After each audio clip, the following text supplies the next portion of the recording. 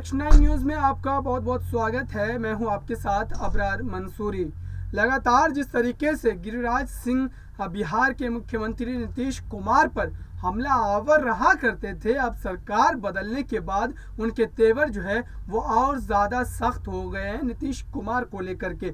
जहाँ जिस तरीके से नीतीश कुमार पर गिरिराज सिंह ने एक बार ऐसे आपत्तिजनक शब्दावली का इस्तेमाल किया था जिसको लेकर के बिहार की राजनीति उस समय गर्मा गई थी, लेकिन अब जो ताज़ा तरीन मामला सामने आया है, गिरिराज सिंह का जो बयान आया है उसमें उन्होंने कहा है कि नीतीश कुमार को अब 2024 में बता देंगे कि बिहार की जनता वो नीतीश कुमार के साथ है या नरेंद्र मोदी के साथ है। क्योंकि नीतीश कुमार ने जैसे ही आरजेडी का दामन थामा, महागठबंधन में शामिल हुए, नई सरकार का गठन हुआ, उसके बाद से ही उन्होंने ऐसे संकेत देने शुरू कर दिए हैं।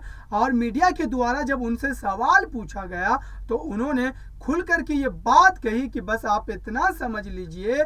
उनसे ये सवाल पूछा गया था क्या आप 2024 में पीएम उम्मीदवार का चेहरा होंगे, तब उनका ये जवाब था इस तरीके से। उन्होंने कहा कि आप इतना समझ लीजिए कि 2014 में जो लोग थे वो अब 2024 में नजर नहीं आएंगे। और इसी बयान को लेकर के कहीं ना कहीं भारतीय जनता पार्टी जो है वो छिलमिला गई है, उनके अंदर जो एक खलबली सी मच गई है और लगातार उनके जो बड़े बड़े नेता हैं बिहार के वो अब बयानबाजी करते नजर आ रहे हैं नीतीश कुमार के खिलाफ। लेकिन नीतीश कुमार ने जिस तरीके से संकेत दे दिए हैं उससे ऐसा लगता है कि ये गठबंधन 2024 तक बना रहेगा। साथ ही लोकसभा चुनाव में नरेंद्र मोदी को और बिहार से नीतीश और लालू प्रसाद यादव की जोड़ी खदेड़ देगी।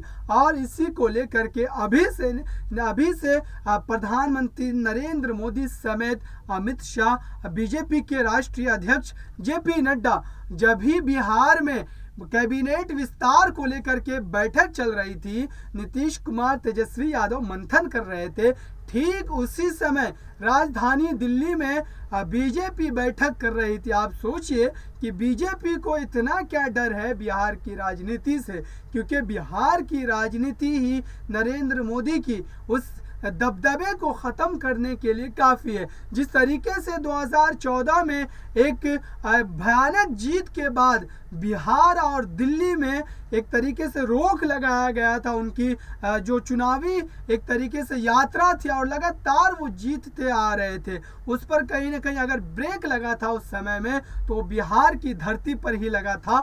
और वो जोड़ी थी नीतीश कुमार और आरजेडी के प्रमुख लालू प्रसाद यादव की। और अब यही जोड़ी फिर से एक बार साथ आ गई है और इसी को लेकर के अब पैरों तले से जमीन खिसकना शुरू हो गया है प्रधानमंत्री नरेंद्र मोदी और बीजेपी अध्यक्ष जेपी नड्डा का।